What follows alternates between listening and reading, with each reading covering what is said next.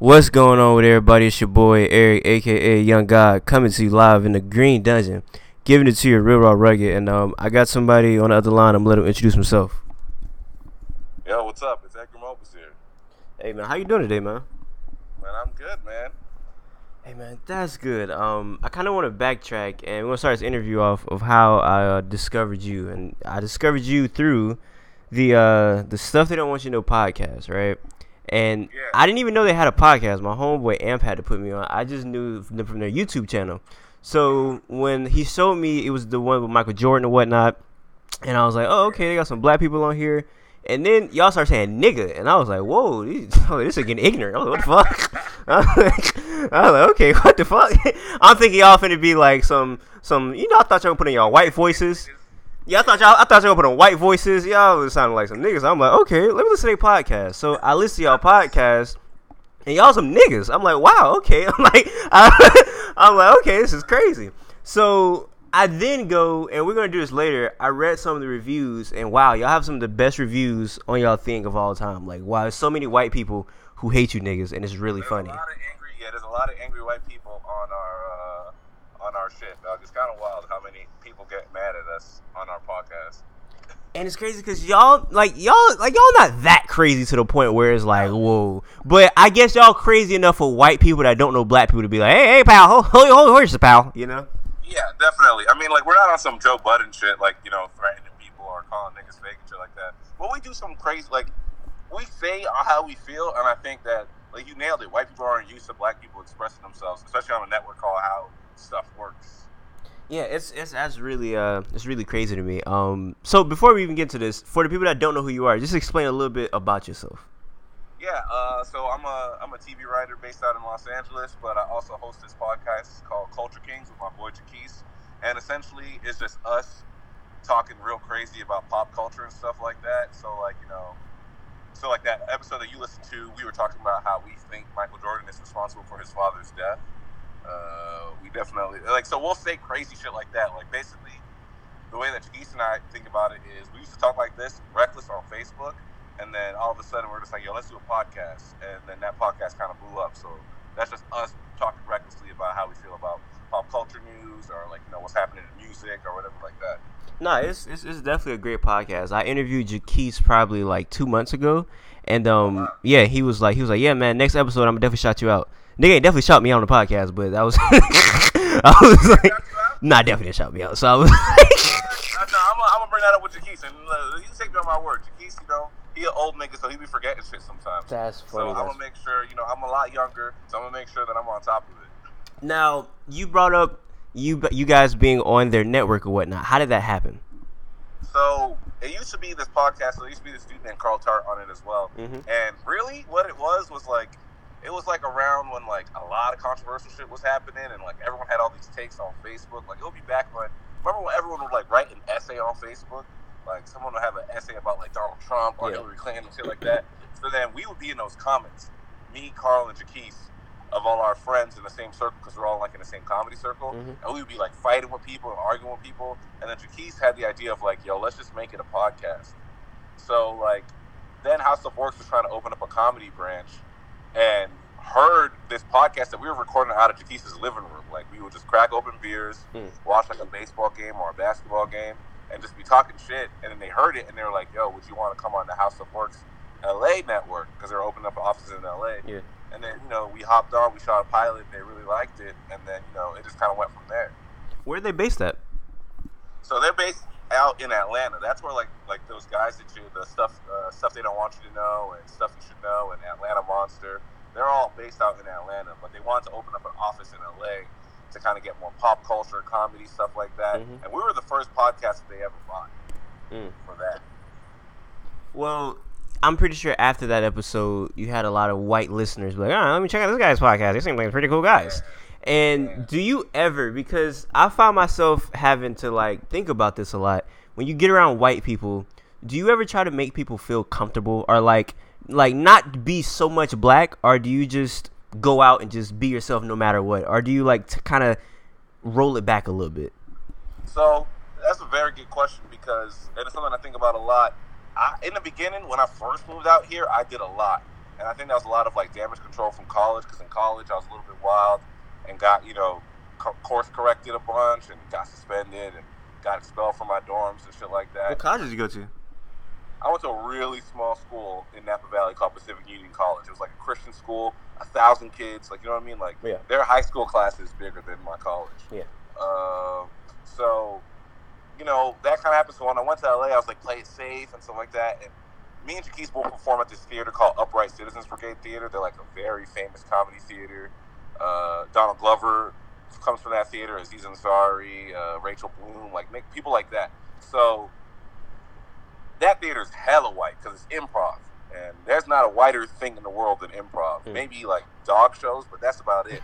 And so being there, I wanted to fit in, so I would hide myself and not really be myself. But then I came across these other black dudes who were like, yo, we want to make an all blacks team, like an all black improv team. And then that's when I first felt comfortable, and I felt like, holy shit, I'm doing a kind of comedy that I was denying myself from before. Because, I wouldn't reference something like Martin or Fresh Prince or anything like that, because I'd be too worried that my teammates wouldn't understand it, and then I'd look bad and be dumb. But then being on that team, we were just wilding out. We were just being ourselves. And that's when I started being like, you know what?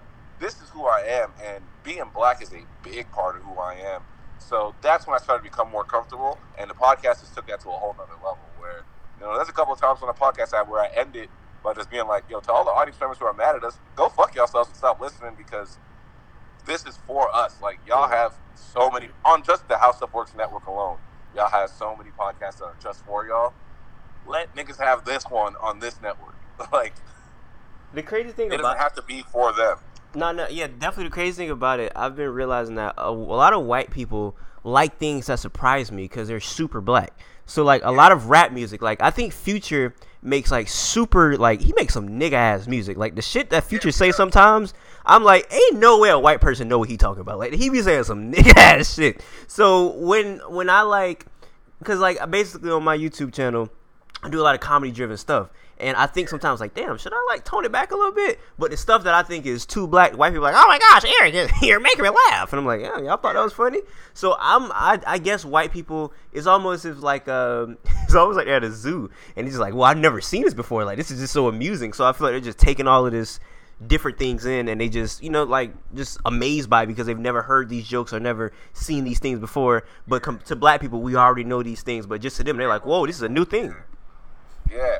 I agree with you on that. And on that Future thing, I think what it is for them, because, how many videos have you seen of them frat kids all dancing to Mo Bamba and shit like that? Yeah. And, what it is, not that music is bad, but it's not really challenging them. And, look, our white audience loves when we do, some wild nigga shit and stuff like that.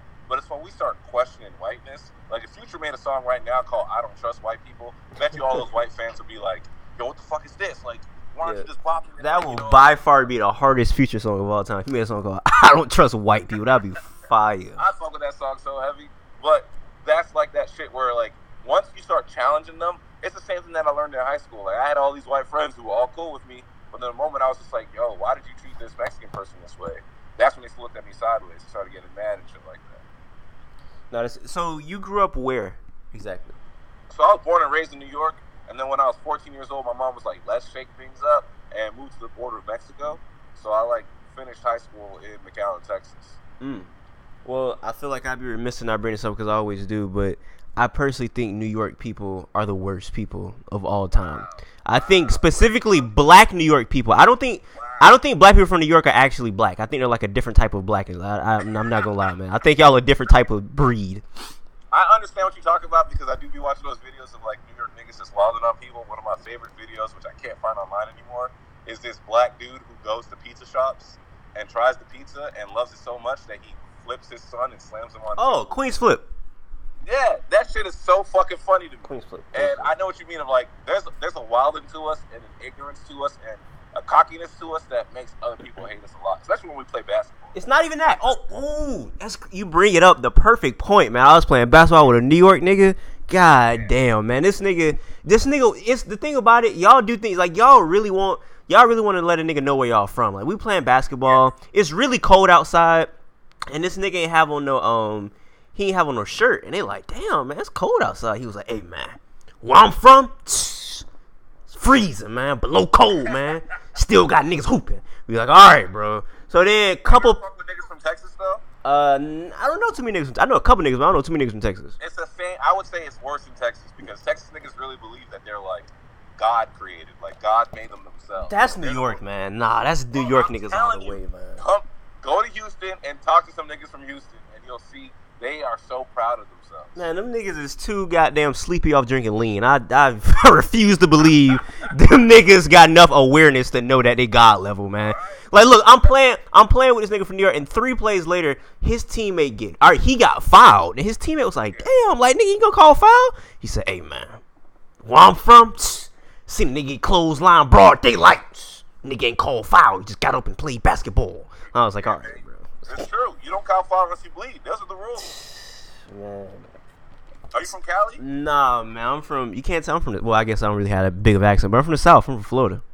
Oh, okay. And it's crazy because niggas from New York niggas from New York think Florida is just like, I think it's like a better written place. Everybody in America think like Florida is terrible or whatnot. I think because like Florida man. And Florida like man, that, yep, it's the Florida man. Everyone has this idea that y'all are all crazy. Y'all all do crazy shit.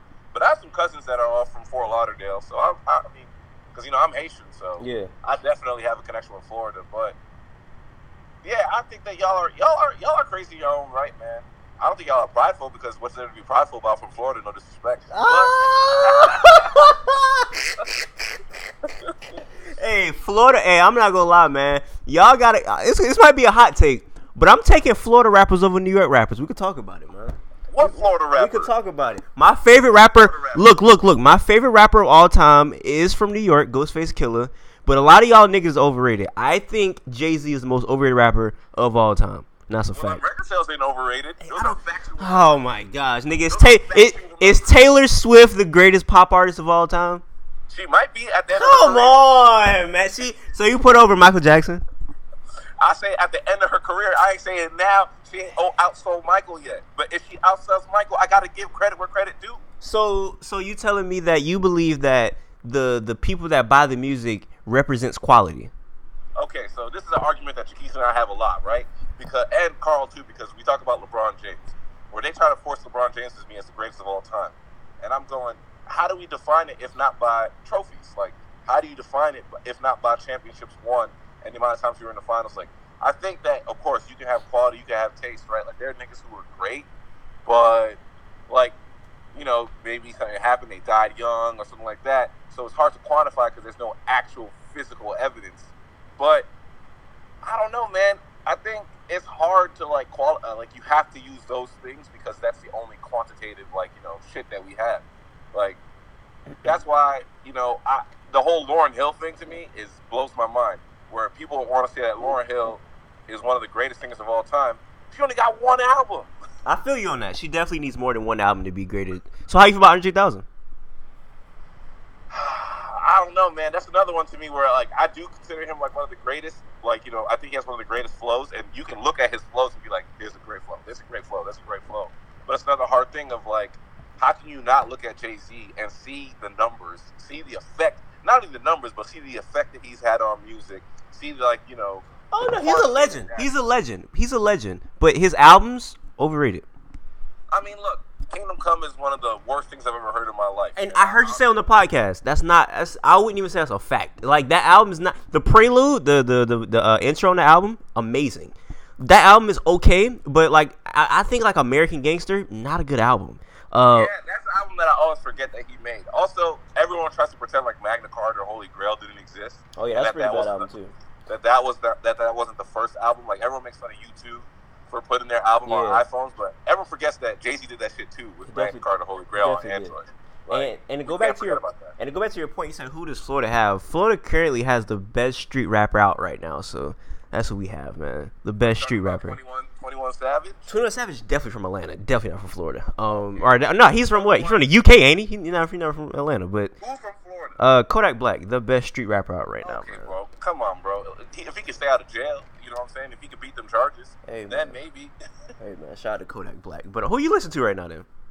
Right now, man, and here's why when my manager hit me up and said that Kanye Tiller hit me up, it blew my mind. Right now, I'm listening to a lot of Brock Hampton.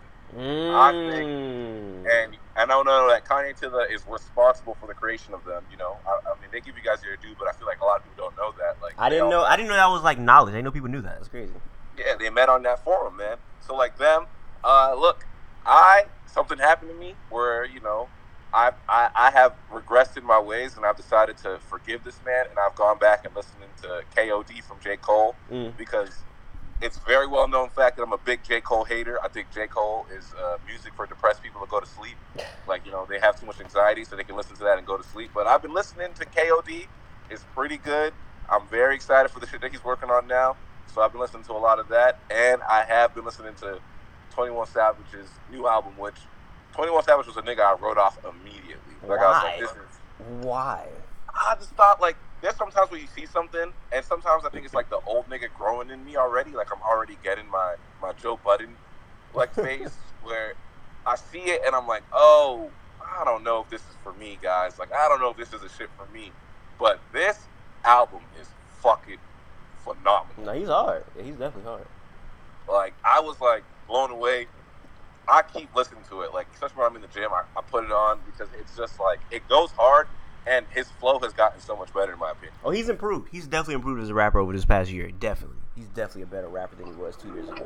I definitely agree with that. It's so wild to me that, like, there's those artists that you write off. Like, what was that?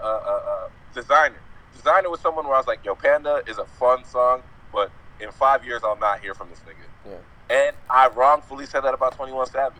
And I'll admit that. I'll admit that on the record I was wrong about 21 Savage. Nah, 21 is fire. Do you listen to Kodak Black? I feel like you don't. You should definitely listen to Kodak Black. I don't listen to Kodak Black. If you tell me an album, I will go listen to it because I'm an albums guy. His last album, fire, man. Right. I'm saving it on the spot. What are you expecting from it?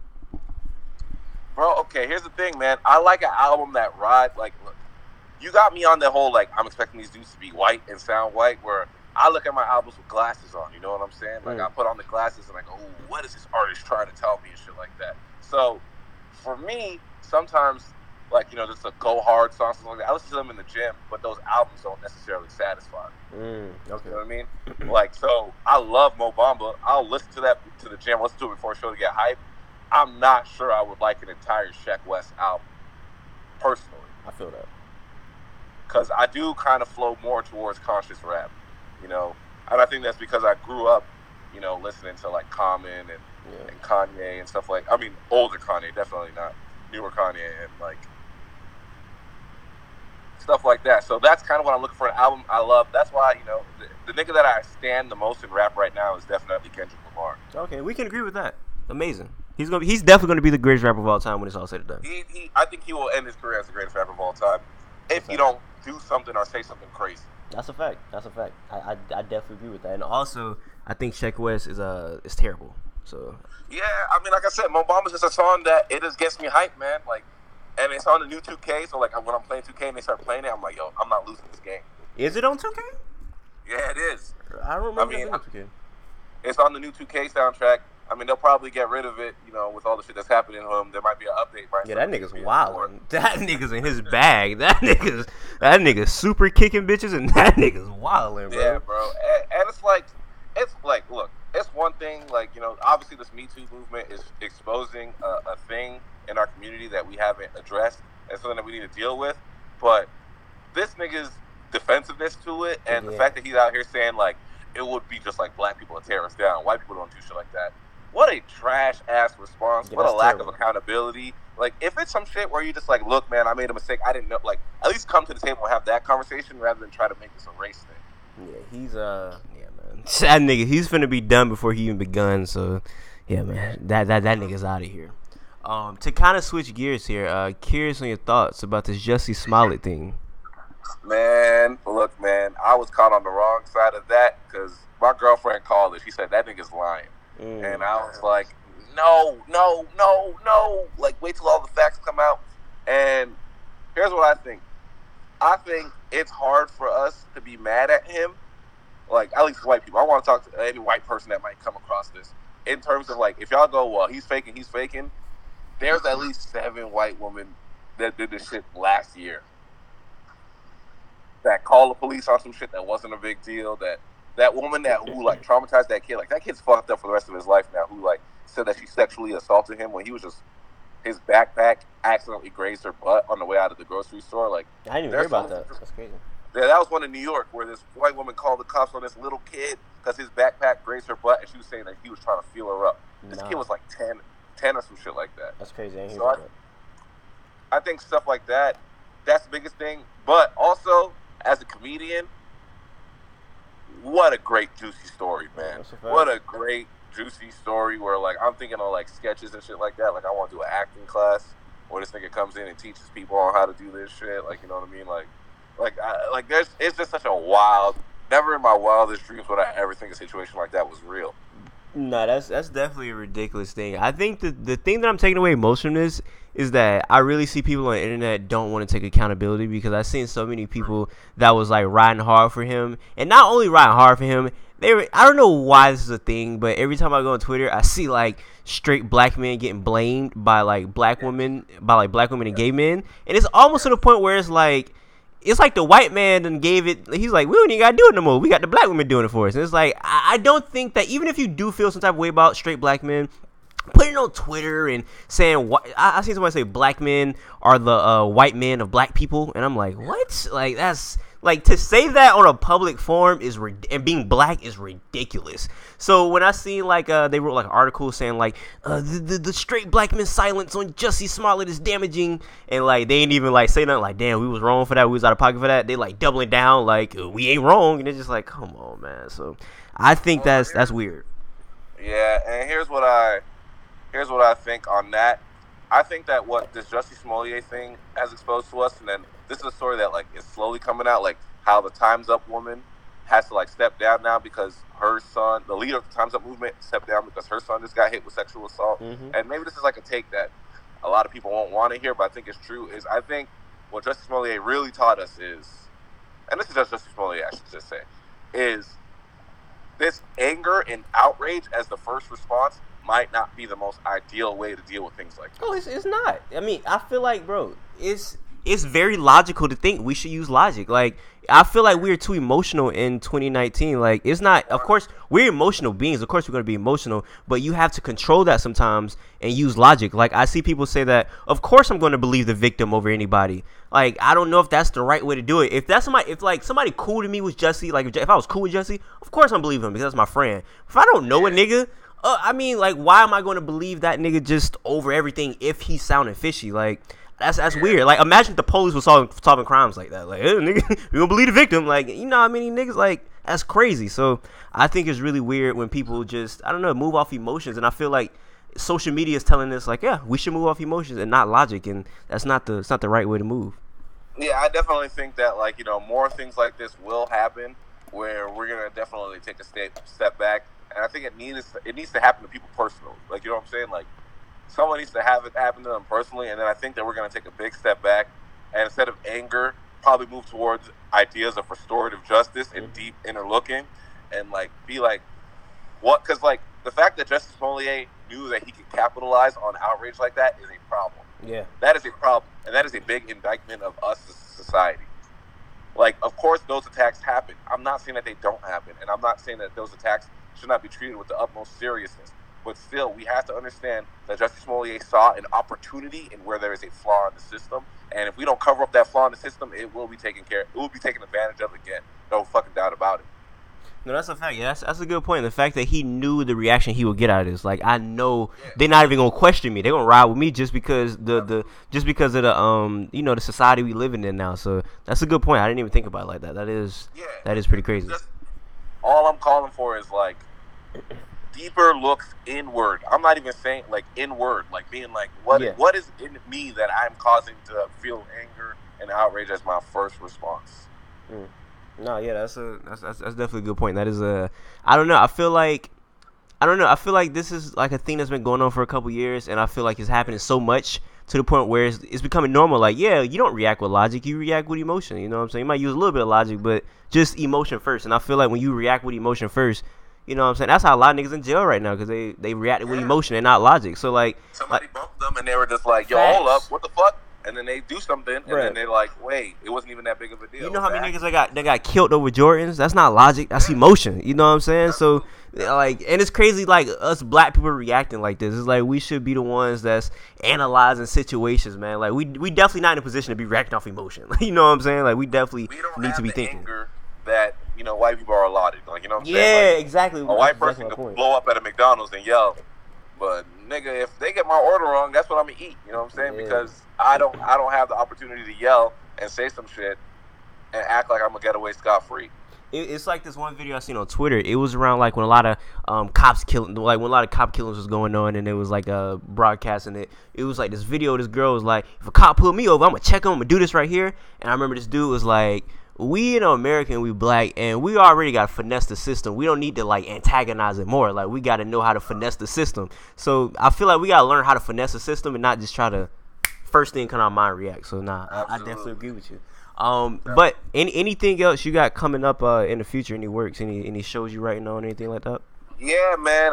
So I have this podcast on Earwolf coming out soon called The Wokest, where, like, it's like Colbert Report. I don't know if you ever watched that show back in the day. Yeah. But, like, it's like that, but I'm playing the quote-unquote wokest person in the world. And, you know, interviewing people and kind of breaking down topics and stuff like that. And it's kind of like a satirical look at kind of, like, this internet outrage and stuff like that. And mostly, like, who I'm really trying to fuck with is, like, how corporations have kind of hopped on this idea of wokeness and are trying to manipulate it to, like, sell products and shit like that. So I'm making fun of that. Because I don't want anyone to think that I'm making fun of social justice warriors. Not at all. I think that the work they're doing is very important. I do think, however, that there are some people who are doing a performative kind of a thing that is not necessarily genuine and is taking advantage of the work of good people.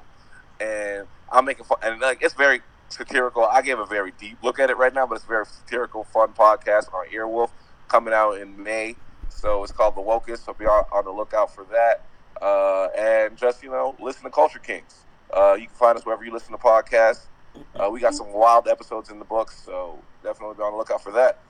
Now, if you don't mind, just going a little deeper on what you just said about some people, I guess, being like a character or, you know, like playing up the woke card, I guess. Yeah. So here's my opinion on the word woke. I hate it. That's me being honest. Like, so on the show, I play this character, and this dude is like, he's like holier than thou woke. Like, you know what I'm saying? Like, he wants everyone to know that he's the wokest person. Yeah. Like, and I feel like in that there's a lack of genuineness that can lead to. So the way that I kind of think about it is, right now we all have these wounds, right? And sometimes when you get a wound, you got to clean it, right? So, like, my girlfriend got this cut on her arm, and it was, like, nasty bad. And I was like, yo, let me put some alcohol on it. And she's like, nah, it's fine, I'm good. Like, I don't know alcohol. And it's because she doesn't want to deal with the pain of cleaning out that wound because it's going to hurt. You put some alcohol on it, right? And what ended up happening was that shit got nasty as hell, bro, because she didn't want to deal with it the right way. And it got nasty, and I feel like that is a lot of what some of these people who are out there being like, I love all my black friends. I love gay people. I love this. And they're not really looking inward to understand some of the things that have been programmed in us, bro. Like, from media, from all this shit that has taught us to, like I used to do this joke in stand-up where, like, I was like, I have some white friends who tell me that they're not afraid of black people when they cross them on the street. And I'm like, you're lying, because I'm afraid of some black people when I cross them on the street. So there's no way that you're not afraid. Like, that's a fact. And I think that, like, if we can list, like, I didn't put that idea in me. Media and stuff like that has put that idea in me to be afraid and stuff like that. And I think I'm more interested in someone tweeting out all the ways that they're problematic than someone tweeting out all the ways that they're woke. For me personally. Yeah. Like, I would rather somebody be like, you know what, man? I really struggle with, like, homophobia. Like, that's something I'm really working on, and I really struggle with it. But I think that our culture has kind of flipped it where we're giving people tokens for just, like, saying the most basic woke stuff. Like, if a nigga said he struggled with something that was problematic, they wouldn't be like, damn, I respect you for coming out and saying that. They'll just kill a nigga for it. Like, nigga, you still whatever. You know what I'm saying? Like, they would, like, get nigga out the pain. That's why I want to, like, I really think that we need to shift the conversation to being like, yo, like, I don't know, maybe some people will come at me sideways for this, but I don't know if we responded the right way to the whole Liam Neeson thing. Like, obviously, nigga was out of pocket and shouldn't have said anything. Like, but I think he was genuinely being like, yo, look, this is a problem in my life. I struggled. Yeah. This is a point in my life I really struggled. And he wasn't asking for like points or anything, trying to be like, yo, I'm better. And if he was, then he's trash for that. But I think that we like kind of hopped on him. So I'm like, yo, then what is the response? Like, if we want people to change, do we want them to quietly feel this way? Do we want them to quietly be racist, quietly be sexist, quietly be homophobic? Or can we create a world where people can kind of turn in their report cards? Because I'm going to get it straight. Ain't a single fucking person woke in this world. Yeah. And like, for me, it's like, all right, let's say even if you are woke, you still got to wake up and live your day. Like, getting up is just one part of the day. And that's the work part that I think is missing. Like, wokeness kind of goes, I got up. And it's like being like, patting yourself for waking up in the morning. Yeah. Where it's like, nah, do the work. Like, let's see some work. Let's get some work in. And I think it's easier to do the work by being like, here are the things that I want to work on. Like, you know what I'm saying? Like, here are the things that I'm trying to get towards. Because I'll be the first person to say it, I am very problematic. There's a lot of things I struggle with and I don't understand. And I want to learn. I want to get there. But I think, yeah, like you said, some people are like, yo, if I open up and say this, people are just going to write me off as homophobic. They're going to write me off as racist. They're going to write me off as this. And it's like, great. All that happens is, and it's no one's responsibility to educate these people. They have Google. They have all this shit. But I do think there is an opportunity for us to change some of the language of performative wokeness. Yeah, I definitely feel like the woke culture, the cancel culture has definitely led to, I don't know, it's like a lot of these people, it's like, bro, you're not perfect, my nigga. Like, if I went inside your history, I'm pretty sure I might find something where I could quote-unquote cancel you for or something. So I just feel like we need more conversations than just insulting people or just canceling people. I feel like we need conversations, and a lot of these people that do hold these conversations, they're not knowledgeable people, bro. They got the information from Twitter, and the nigga they got it from on Twitter is some dumbass nigga that think he knows something. So like, we really not informed on any of these things, bro. Like, all these things are biased, and it's just, bro, like, we really need a social like reconstruction. Like, we need to start over, bro, because like we in a very weird place. Like, it's trying to be good, but it's not there. You know what I'm saying? We're in a very weird place, definitely. I think right now society kind of reminds me of this like clipping from Fresh Prince that I might be misquoting, but it was like this moment where like Will's looking at Uncle Phil and he's like, yo, why do men pretend like they know everything? And then Uncle Phil went, well, you know, sometimes, you know, you just want to, and he like starts like kind of explaining it, and he was rambling, and then Will went, are you doing it right now? And Uncle Phil was like, you know what? Yeah, I am. I don't know the answer. I'm doing it right now. And I think that's society perfectly encapsulated right now, where everyone is pretending to be an expert on some shit that we just don't understand. And I think we have a much easier time just being like, I don't fucking know. It's a fact. That is a fact. Also, lastly, before we get out of here, I meant to ask you this at the beginning, but do you hoop? You play basketball? I play basketball, man. I try to get in my workout. I play a little ball. If I had to compare myself to a player, I'd say I'm more of a Dennis Rodman. I grab rebounds and I play defense. I'm not really that much of a scorer. I got a couple post moves, but I can't really shoot the ball. How tall are you? I'm 6'3". 6'3". I'm actually. Don't you live in LA? I do live in LA. I'm gonna be out in LA in August, man. I feel like we need to set up a 1-on-1, man. That's all I want, man. I'm gonna put it on camera. I would love that, man. I want that. Let's play 1-on-1, and I'll invite you to like my fives game. Like, you know, there's one on Saturday I go to, one on Sunday I go to, one on Wednesday I go to. I'll hit you up. Hey, I'll let you know when I'm out there, man. I'm not a tall nigga, but I'm guaranteed to wash you. So that's all I have to say on that. You know what I'm saying? All right, man. I hope you put your money where your mouth is, bro. Hey, like, man. you know, loser buys drinks. That's how I go. Hey, man. Hey, it's whatever you want, man. I just want to let you know. I mean, I just want you to let your Culture Kings listeners to know that you lost in basketball to a nigga way much shorter than you, man. I'll make sure to shout you out again, because I'm already shouting you out for Jaquise dropping the ball. All right, but man. Definitely come out, and then I'll give you the work, and then, you know, you'll buy all the drinks for that night. All right, man. Well, until next time, I say what I mean what I say. Haters gonna hate, players gonna play, and y'all holla at your boy.